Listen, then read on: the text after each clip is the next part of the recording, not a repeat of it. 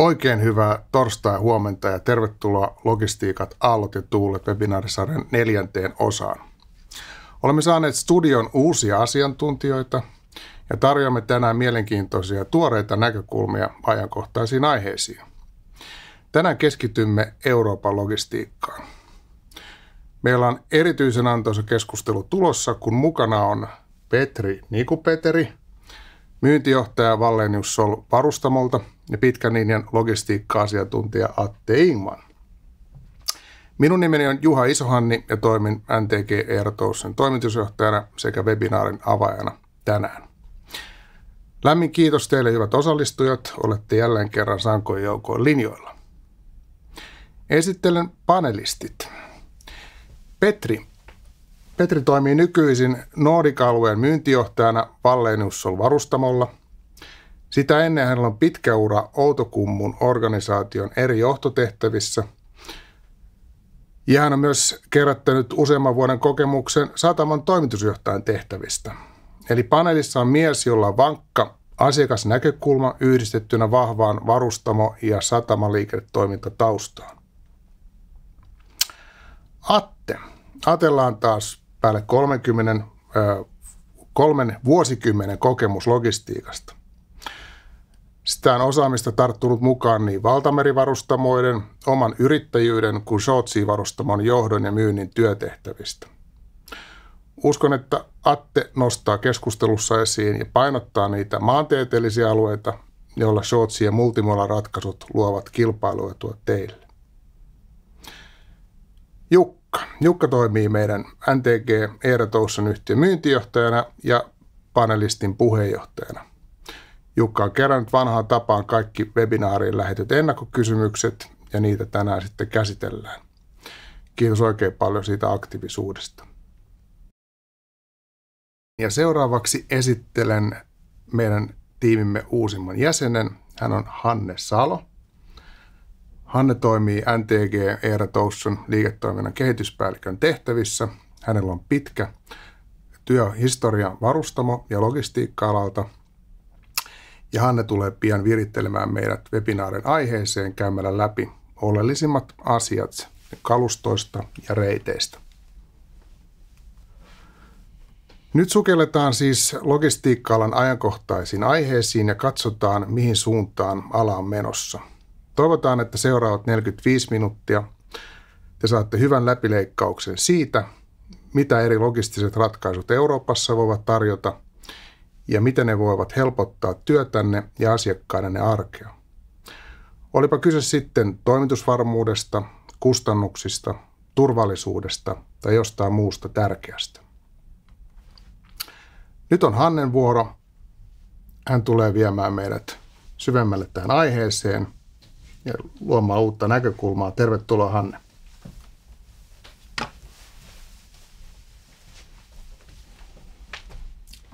Kiitos, Juha. Mä oon tosiaan Hanne Salo ja kerron tässä seuraavaksi nyt lyhyesti teille, että mitä se short sea-logistiikka tarkoittaa Suomen osalta ja minkälaisia mahdollisuuksia se tarjoaa ja miten se linkittyy sitten osaksi laajempia multimodal-kuljetusratkaisuja. Aloitetaan sillä, että mitä meidän toiseksi uusin kollega, hän on Chad nimeltään ja mitä hän kertoo sitten short sean määritelmäksi.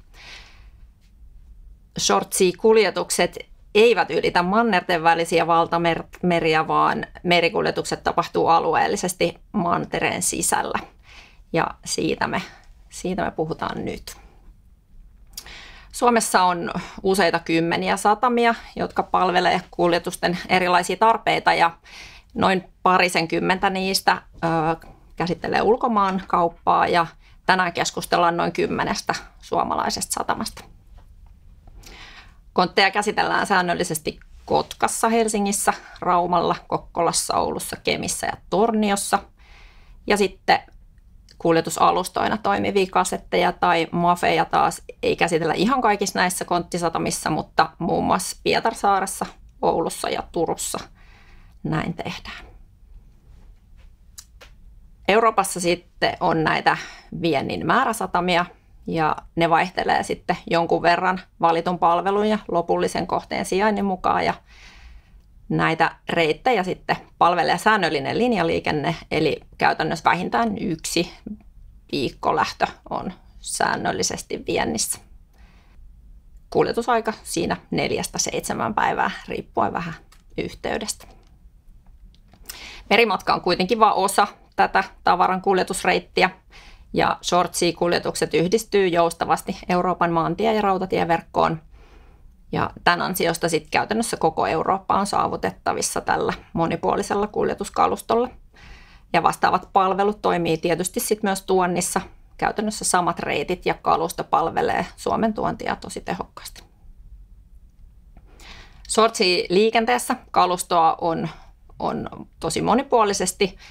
Tutummat konttityypit esimerkiksi 20- ja 40-jalkaiset, mutta tässä Euroopan alueella käytetään myös 45-jalkaisia kontteja. Ja myös sitten pallet wide kontteja, jotka on sitten tavallisia kontteja vähän leveämpiä ja niihin mahtuu enemmän eurolavoja ja ne on kapasiteetiltaan verrattavissa perinteiseen trailerilastiin. Kasjetit ja mafit taas sitten on tämmöisiä alustoja ilman seiniä ja kattoa ja suuremman kantavuuden ansiosta niille voi sitten lastata jopa tuplat näihin kontteihin nähden. Palveluvaihtoehtoja, niitä on useampia. Voi olla pelkkä merikuljetus, jossa laivaja hoitaa tavaran sinne satamaan itse tehtaalta ja sitten taas määräsatamasta eteenpäin. Tai sitten semmoinen avaimet käteen palvelu, jolloin käytännössä sitten tavara haetaan palveluna sieltä tuotantolaitokselta ja hoidetaan sitten koko kuljetusketju, mahdolliset varastoinnit ja siirtokuormaukset ja vientiselvitykset, tullaukset kaikkinensa. Ja sitten kaikkia erilaisia variaatioita näiden 2 vaihtoehdon väliltä on olemassa. No mitä etuja sitten tämä short sea-kuljetus tarjoaa? Niin merikuljetushan on aika ympäristöystävällistä, varsinkin verrattuna pitkiin maantiekuljetuksiin, ja sehän tukee sitten niitä EUn vihreän siirtymän tavoitteita. Erityisesti suurille tavaramäärille merikuljettaminen on myös edullista. Ja sitten se säännöllisyys tuo siihen oman osuutensa, viikoittaiset lähdöt toimii aina ja silloin tällöin se kuskipula esimerkiksi saattaa iskeä ainakin alueellisesti, niin sitähän tässä sitten pystytään taklaamaan. Toimintavarmuutta lisää huomattavasti. Eli multimodal ja short sea nykyaikaisena kuljetusmuotona sopii hyvin monenlaiseen kuljettamiseen ja paneelissa käydään vähän tarkemmin läpi, että miten ja mihin kaikkeen ja annetaankin tästä sitten asiantuntijoiden jatkaa aiheesta. Jukka, ole hyvä.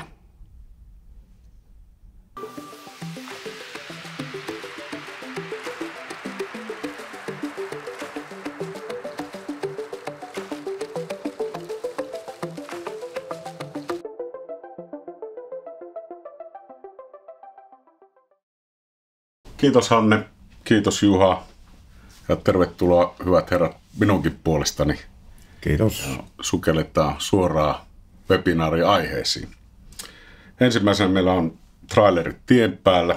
Riittääkö nykyinen malli? Niin miten Ukrainan sota on vaikuttanut Euroopan traileriliikenteeseen?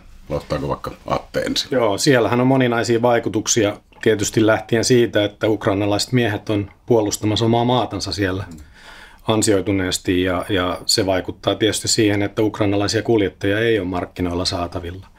Myös se, että Ukrainan satamat on osittain tai kokonaan suljettu, se siirtää painetta merikuljetuksista maantiekuljetuksen puolelle. Eli kyllä se vaikuttaa isosti niin kuin tähän kapasiteettiin esimerkiksi Euroopan trailerimarkkinoilla. Kyllä. Onko Petrillä tuohon? No ei, Atte aika hyvin tuo kyllä kiteytti. Kyllä. Vaikutukset. Kuskeja paljon puuttuu tällä hetkellä markkinoilta ja kapasiteettia sitä kautta myöskin. Sitten on paljon puhuttu Mobility Packagen vaikutuksista, niin mikä Mobility Packagen vaikutus on asiakkaille? Miten sen näette? Ottaako Petri vaikka sitä ensin yli? No varmaankin kustannusten kautta on se näkyvyys ja kuskien vuoksi myös. Ja varmaan se kalustohommakin on yksi asia, uusien hankinta, ja Kyllä. sehän velvoittaa niihinkin jonkun verran. Kyllä silläkin on iso vaikutus, eli kuljettajia puuttuu senkin vuoksi markkinoilta. Siellä on niitä pakollisia lepotaukoja, kotona käyntejä ynnä muita, jotka sitten vaikuttaa siihen, että kuljettajien on välillä käytävä kotona ja kyllä sieltä tulee sitä vaikutusta. Että tällä hetkellähän lasketaan traileriliikenteessä, että noin 10% suurin piirtein kärsii jo kuljettajapulasta ja sen odotetaan kasvavan 3 vuoden aikana jopa 30%, joka tarkoittaa sitä, että 10 kuljetuksesta joka 3 ehkä joutuu odottamaan tai kärsii siitä ruuhkasta ja kuljettajapulasta. Että kyllä vaikutukset on isot. Myöskin tietysti niin, että siellä toimistopuolella kulut kasvaa seurannan vuoksi, joudutaan tekemään raportointia, siihen liittyviä asioita, eli silläkin on iso vaikutus. Eli tässä vähän sama asia, eli tämäkin tuo sen, että siellä puuttuu entistä enemmän kapasiteettia ja kuskeja autoja tuolta markkinoilta, johon sitten tietenkin tämmöinen multimodaali sortsikuljetus on ihan hyvä vaihtoehto. Kyllä. Sitten multimodaali logistiikka käytännössä. Mitä se teidän mielestä käytännön arjessa tarkoittaa, mitä on multimodaali logistiikka? Ottaako Atte vaikka siitä? No sehän on tietysti 2 tai useamman erilaisen kuljetusmuodon yhdistämisestä koostuva asiakkaan ovelta ovelle tapahtuva kuljetus. Eli Suomihan on käytännössä saari, eli meiltä lähdetään usein asiakkaan ovelta rekalla, tullaan satamaan, lähdetään laivalla, sitten tullaan seuraavaan satamaan ja siitä jatketaan hyvin usein junalla eteenpäin. Ja sitten vielä taas rekalla tavaran vastaanottajan ovelle. Eli tästähän se muodostuu tämä multimodal kuljetus, että käytetään useaa, yleensä mielellään ympäristöystävällistä kuljetusvaihtoehtoa ja sillä tavalla saadaan niin kuin tämä koko ketju sitten ovelta ovelle toimivaksi multimodal kuljetuksena. Voiko Petri lisätä? No kyllähän tuo aika täydellinen kuvaus oli, että tätähän se juuri on. Niin, eri kuljetusmuotoja hyödyntää ja päästään vihreästi ja kustannustehokkaasti perille asiakkaan toiveiden mukaan. Miten tämmöinen seurattavuus ja reaaliaikainen näkyvyys näissä lähetyksissä on tänä päivänä näissä multimodal lähetyksissä arkipäivän? Kuinka näette tämmöisten lähinnä järjestelmiä ja tämmöisiä, että miten koette tämän? No, ainakin sen on huomannut, että asiakkaat haluaa enemmän seurata reaaliajassa kuljetuksia ja sama meillä, että ollaan lisätty paljon seurantalaitteita meidän kalustoon ihan sen takia. Kyllä se on semmoinen kasvava trendi. Kyllä, ehdottomasti asiakkaat vaatii sitä tänä päivänä. Ja asiakkaiden mun mielestä tulisikin vaatia heidän käyttämältä alihankkijalta operaattorilta sitä seurattavuutta ja läpinäkyvyyttä. Tietysti se aiheuttaa aika paljon paineita sille järjestelmälle ja sen järjestelmän kehitystä koskien, mutta esimerkiksi niin kuin NTG:n kaltaiset valveutuneet huolintaliikkeet pystyy tarjoamaan tämmöisiä hyviä ratkaisuja näihin kyllä niitä koko ajan tulee. Kyllä se aika lailla on tätä päivää mun mielestä, mutta kehitettävääkin sillä puolella kyllä on vielä. Kyllä. Joo, samaa mieltä itsekin, että tavallaan se pitää olla näkyvyys 24/7 asiakkaan puolelle, että Kyllä. pystytään seuraamaan, missä ne lähetykset on. Petri, puhut, että kalustoakin semmoisia, niin onko tämmöisiä konttikohtaisia trackereita vai miten teillä se? Joo, eli kaikki uusi kalusto niin on konttikohtaiset ja kasettikohtaiset. Joo. Sinne on reaaliajassa nähdään itsekin, että missä kaikki liikkuu kyllä, ja asiakkaat näkee. Joo, kyllä. Kyllä vain, että se on tärkeää ja tosiaan se on nykypäivää tämmöinen varsin läpinäkyvä näkyvyys. Kyllä, siinä on sekin hyvä puoli myöskin sitten, että jos kuljetus pysähtyy jonnekin, pystytään reagoimaan nopeasti siihen myöskin. Eli nämä järjestelmäthän pystyy antamaan jo hälytyksiä myöskin siitä, että jos kuljetus pysähtyy jonnekin, tulee onnettomuus satama on ruuhkautunut, terminaali on ruuhkautunut. Asiakas pystyy reagoimaan myöskin sitten aika nopeasti. Kyllä. Eli mikäli muutoksia tapahtuu, niin sieltä tulee sitten tiedot käytännössä reaaliajassa saman tien. Kyllä. Se on myös hyvin tärkeää. Hanne puhui tuossa alussa EU-päästötavoitteista. Miten näette, että multimodaalikuljetukset tukee yritysten päästötavoitteita, päästövähennyksiä? Ottaako Atte vaikka ensin? Joo, kyllähän ne tukee, koska multimodal-kuljetuksissa pyritään aina siihen, että kuljetetaan useampia yksiköitä. Aina esimerkiksi laivassa kulkee monta konttia, junalla pystytään kuljettamaan monta konttia, jolloin se laskee sen yhden kyseisen yksikön tai jopa yhden kyseisen kartongin tai kuljetettavan yksikön päästöjä. Eli kyllä se ilman muuta se vaikuttaa siihen ja siihen tietysti pyritään niissä. Haetaan niitä ympäristöystävällisiä ratkaisuja jokaisessa ketjuvaiheessa. Siellä on tietysti junakuljetus, joka on ympäristöystävällisempi kuin maantiekuljetus. Merikuljetuksissa käytetään vähäpäästöisiä polttoaineita. Sitten siellä haetaan uusia jopa nollapäästöisiä vaihtoehtoja merikuljetuksiin. Eli tehokkuus, volyymi tuo sitä ympäristöystävällisyyttä ja säästöjä näissä päästöissä. Kyllä. Jatkaako Petri? Samaa mieltä Aten kanssa, että nuo on ne perusasiat. Juna, laiva ja tietenkin maantiellä mahdollisimman vähän matkaa. Normaalirekoilla. Kyllä. Ja onhan siellä jo sitten ne viimeisen mailin kuljetukset, niin on sähkörekkoja tämän tyyppisiä, mihin panostetaan jo paljon Euroopassa. Muistelen, että aikaisemmissa meidän webinaarijaksossa puhuttu, että mikä se seuraava käyttövoima on, niin mikä se teidän mielipide on? Muistaakseni siellä oli, että se on todennäköinen joku sekoitus näistä tarjolla olevista. Mutta varmaankin sekoitus tällä hetkellä, että kaikkia polttoaineita ei ole saatavilla vielä tarpeeksi. Kyllä. Tämä on varmaan tästä mä olen samaa mieltä, että siellä on varmasti juurikin tämä polttoaineiden saatavuus on aika isossa roolissa ja onko se sitten vety vai maakaasu vai joku muu, niin se jää nähtäväksi, mutta varmaan niin kuin yhdistelmä erilaisia vaihtoehtoja tulee. Se jää nähtäväksi sitten, mikä se tulee olemaan. Miten näette, miten multimodaalisuus voi parantaa toimitusvarmuutta ja kustannustehokkuutta? No mä näen sen niin, että ensinnäkin siinä on tämä, jos puhutaan kontista yksikkönä esimerkiksi multimodal-kuljetuksissa, niin lastiturvallisuus, ei ole uudelleen käsittelyitä, ei ole uudelleen lastauksia. Silloin vaurioilta säästytään useimmiten näissä kuljetuksissa. Meillä on koko ajan läpinäkyvyys siihen ketjuun, läpi koko kuljetusketjuun. Pystytään ennakoimaan tilanteita. Siellä pystytään valitsemaan asiakkaalle se sopivin kuljetusmuoto, mikä juuri hänelle sopii kulloiseenkin tilanteeseen. Niin sitä kautta tulee sitä tehokkuutta ja säästöjä. Kyllä. Petrillä vielä siihen. Mulla ei ole tähän, Atte, aika syvältä laittelee noita vastauksia. Aika kattavasti tulee. Kyllä.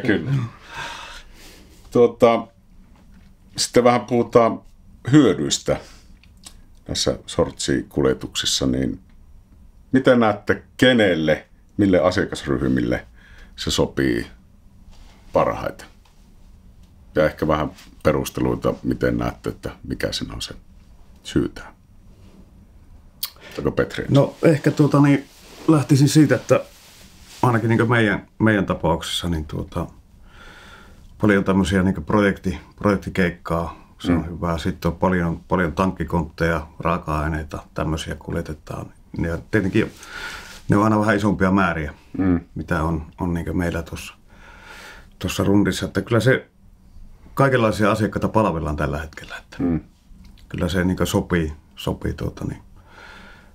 kaikkeen mahdolliseen. Kyllä, että kalustoa on monenlaista ja voidaan hyödyntää ja tarjota asiakkaalle sitten semmoista sopivaa kalustoa niin kuljetuksiin ja näin päin pois. Aika monialaisesti sitä voi kyllä käyttää. Juuri näin, munkin mielestä ihan samaa mieltä. Ja just se, että pystytään käyttämään erilaista kalustoa, mikä sopii asiakkaalle kulloisenkin tilanteeseen.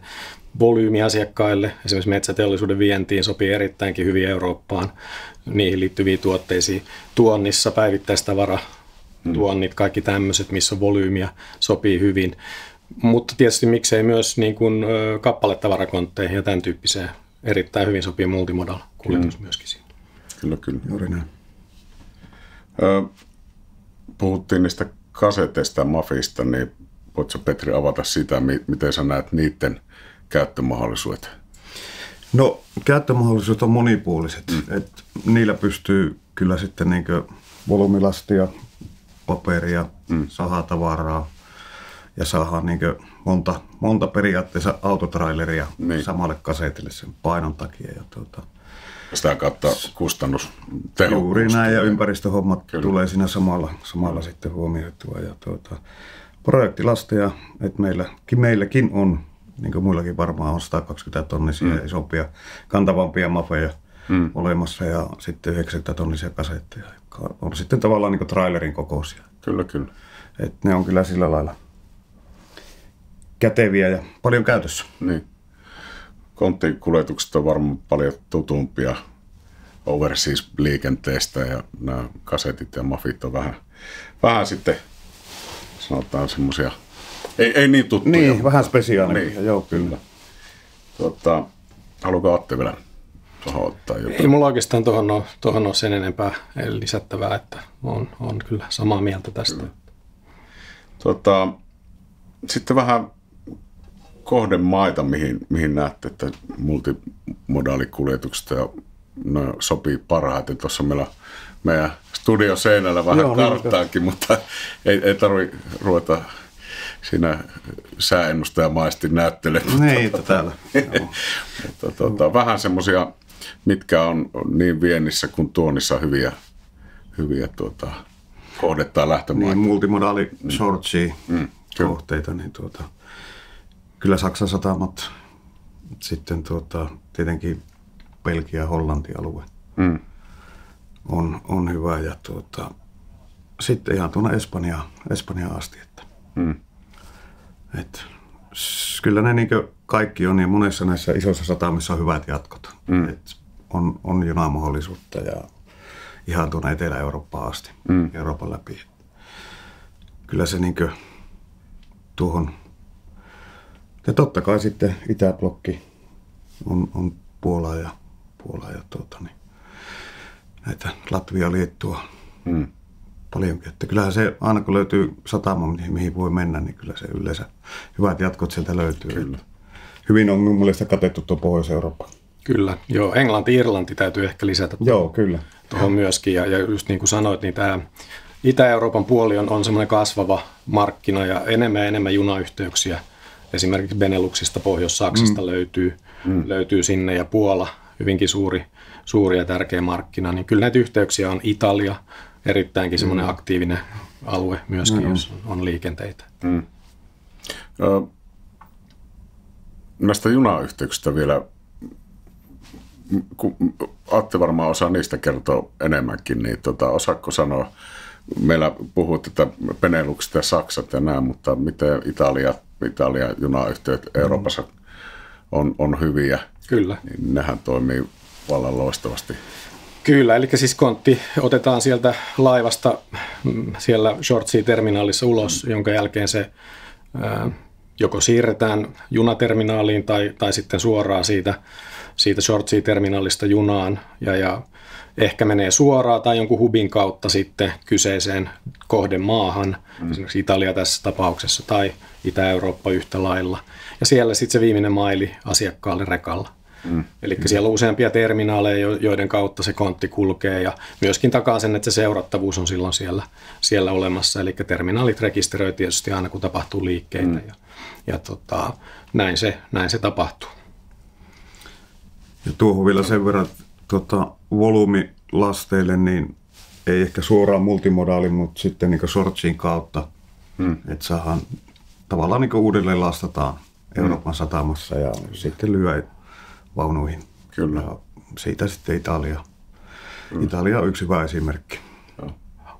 Myös sitten tuontipuolella. Niin, eikö just tätä halusikin vielä kysyä, että miten näette sitten tuonnin kannalta. Aika paljon tietenkin Suomi on hyvinkin vientivetoinen maa, niin miten näette sitten tuonnin kannalta Kyllä se tärkeä on tuo tuonti. Kyllähän meille tulee paljon kulutustavaraa Euroopasta ja mun mielestä tässä on niin kuin tapahtumassa vähän semmoista nearshoringia, kun aikaisemmin oli oikeastaan varastot tuolla valtamerialuksissa.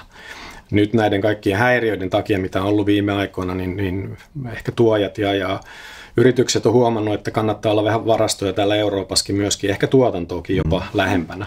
Eli puhutaan tämmöisestä niin sanotusta nearshoringista, tullaan vähän lähemmäksi.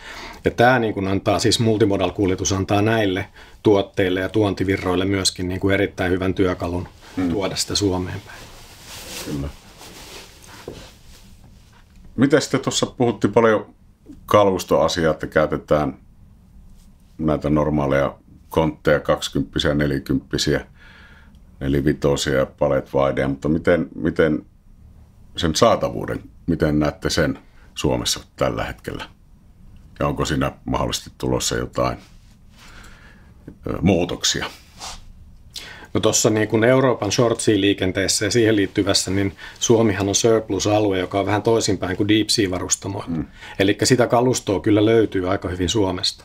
Et mä näkisin kyllä, että niin kuin suomalaisille vientiteollisuudelle löytyy sitä kalustoa Suomesta. Et mä en tiedä, miten teillä sitten esimerkiksi Pohjois-Suomessa teidän mafit ja tämän tyyppinen kalusto, niin miten sille on sitten saatavuutta? Kyllä se kalustoa on kyllä vienti, että ei jää siitä kiinni. Kyllä.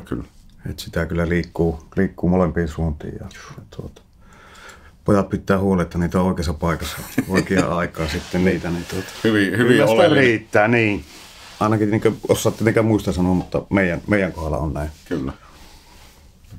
Ja tuonnissa varmaan ihan sama juttu, että kalustoa saadaan tarvittaessa sitten ainakin hyvin nopealla aikataululla. Että Kyllä saadaan ylös, jos tarve vaatii. Kyllä.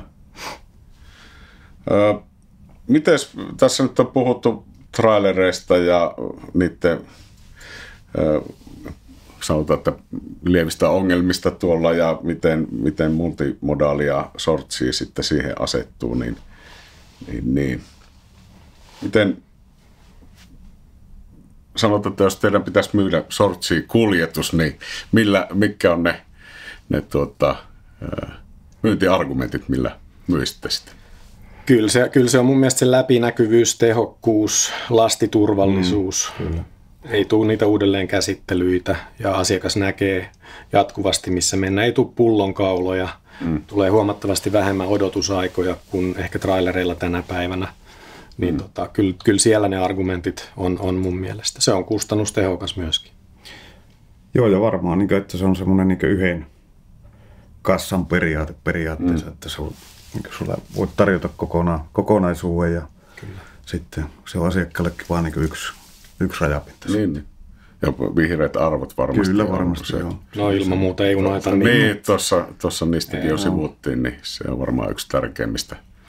Kyllä, ja tulee olemaan niin kuin kasvavassa määrin varmasti. Asiakkaatkin tulee vaatimaan enemmän sitä, että niitä seurataan niitä päästöjä ja niitä pyritään leikkaamaan vuosi vuodelta niitä päästöjä koko ajan. Ja kyllä siinä kohdassa tämmöinen multimodal-kuljetus on ehdottomasti tehokas. Kyllä. Mitäs näette, mikä on tässä vielä loppuaiheeksi tämmöinen helppo, että mikä on multimodaali ja shortsia tulevaisuus, että mitä se tulee kehittyä tuossa seuraavien vuosien aikana tai lähitulevaisuudessa. Totta kai meillä on tuossa paljon asioita, jotka voi hyvinkin muuttaa koko bisneksen. No varmaan niin tuolla pohjoisen näkökulmasta niin tullaan takaisin näihin vihreisiin arvoihin. Ja mitä nyt on nähnyt, niin enenevässä määrin on niin kysyntää shortsille, varsinkin meidän perältä. Kyllä. Jotenkin on myös havainnut sitä, että monesti kysytään, että voitteko tarjota koko ketjun. Ja niin sekin on lisääntymässä se liikenne. Eli kyllä mä näen niin aika positiivisena tuon kehityksen samoin tulevaisuuden kannalta. Kyllä siellä ja niin kuin Euroopan sisäinen kauppa tulee kasvamaan tässä tulevina vuosina. Se niin kuin on merkit ilmassa hyvinkin siihen, että eurooppalaiset käy kauppaa Euroopassa. Täällä on ollut häiriöitä eri puolilla maailmaa näissä ja on se sitten niin kysymys. Eurooppa on ollut stabiilimpaa kuitenkin se. Kyllä. Ollut, totta kai sota on ollut muuttanut paljon. Mutta kyllä, ja tariffit, niin. kaiken tämän tyyppiset häiriöt, niin ehkä tulee aiheuttamaan sen, että se kysyntä kasvaa Euroopan sisällä, ja silloin se kuljetus on kyllä niin kuin multimodal-kuljetus on ehdottomasti semmoinen kasvava tuote Euroopassa. Mutta myöskin nämä sinun mainitsemat päästöt, ympäristö- vihreät arvot, niin tulee ilman muuta kasvattamaan tämän kuljetustyypin osuutta. Kyllä. Hyvä. Ollaan päästy meidän aiheiden loppuun. Ja onko vielä jotain, mitä haluatte mainita aiheesta vai lopetellaanko me meidän osalta tähän? Aika kattavastihan siinä tuli kuitenkin. Kyllä, ei mitään lisättävää oikeastaan, että mun mielestä aihepiirit oli hyvät ja kattavat. Kyllä. Kiitoksia ja sitten takaisin Juhalle. Kiitos Jukka ja kiitos panelistit hyvästä keskustelusta. Tänään kuultiin näkökulmia trailerivetoisen mallin haasteista sekä multimodal short-sea-kuljetusten eduista, mutta myös niihin liittyvistä kipupisteistä. Toivon, että te kuulijat saitte parempaa ymmärrystä eri vaihtoehdojen mahdollisuuksista ja rajoituksista, mikä helpottaa teidän päätöksentekoa. Tämä oli meidän webinaarisarjan 4. ja samalla tämän vuoden viimeinen jakso. Tulemme lähestymään teitä kaikkia lähiviikkojen aikana ja pyydämme palautetta tästä webinaarisarjasta ja ennen kaikkea kehitysideoita ensi vuodelle. Tästä tehdään tallenne ja se tullaan jakamaan sosiaalisen median kautta ja yhtä lailla teille, jotka olette mukana. Ja me tapaamme jälleen kerran ensi vuoden alussa ja katsotaan sitten, kuinka olemme uudistuneet saadun palautteen mukaisesti. Kiitos vielä panelisteille Petri, Atte, Jukka ja Hanne ja oikein hyvää ja turvallista syksyä kaikille. Hei!